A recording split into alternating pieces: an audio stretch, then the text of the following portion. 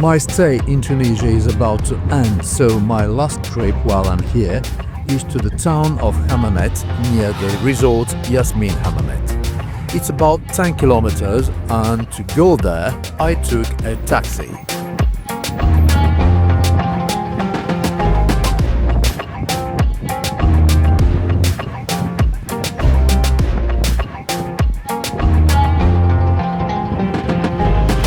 Another important landmark to visit if you come here is the city of Hammamet and the Old Medina.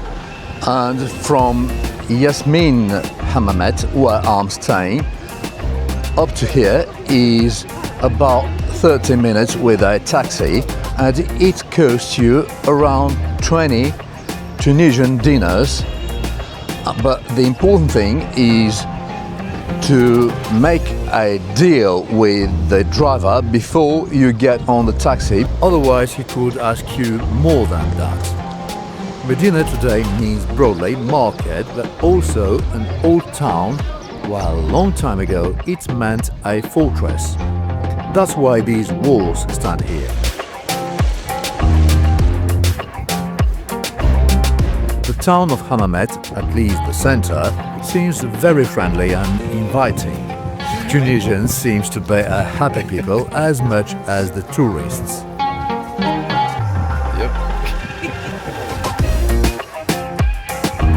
You can make the tour of the old town on an alley along the sea, enjoying the view. You can access the Medina from any of the several gates in the walls, but I would like to take a look of the fortress from the outside.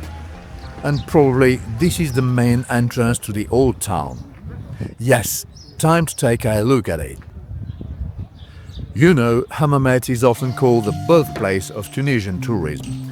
It all started back in the beginning of the 20th century, when people from the Medina started to leave it to build bigger homes and to live outside the walls and open to strangers. The fortress, which dominates the old town, was first built in the 13th century and later strengthened in the 15th century to defend against pirates and invaders. From the walls, soldiers could see far across the bay and signal danger in time. Today it's one of the town's most iconic landmarks, and it still feels like history is watching over the narrow streets of the Medina.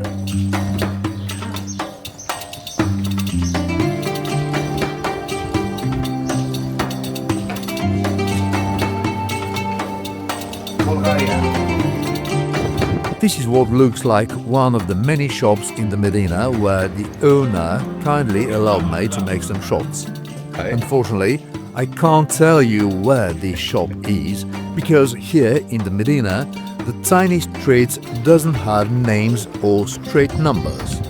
It comes from the old times, when the goal was to confuse potential attackers of the town, make them unable to orient themselves, and thus be more easily destroyed one by one. So it stays as part of the tradition even today. But it's time to leave the Medina and to take a tour in its nearest vicinity and to take one more look at the sea.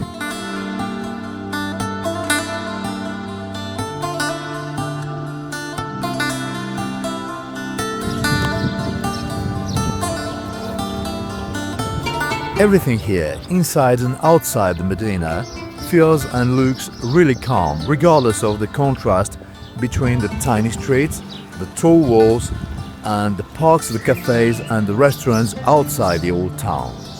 To be honest, I expected to find much more tourists. Probably I'm lucky and I caught some quiet moments, I don't know. But I like the fact there is not so much big bustling crowds, and I can enjoy this colourful area in a much more peaceful way.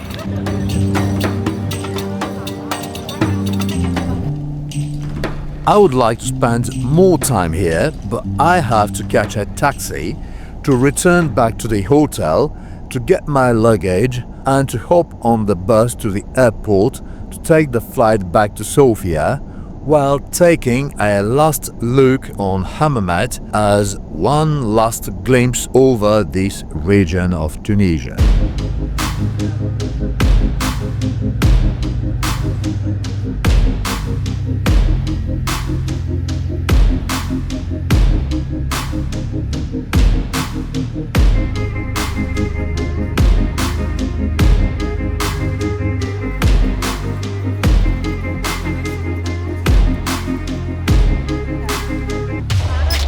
That's all, folks. Every single thing has its own ends, and it's time for me to leave this beautiful place. I'm Philip, and I'll see you in the next video.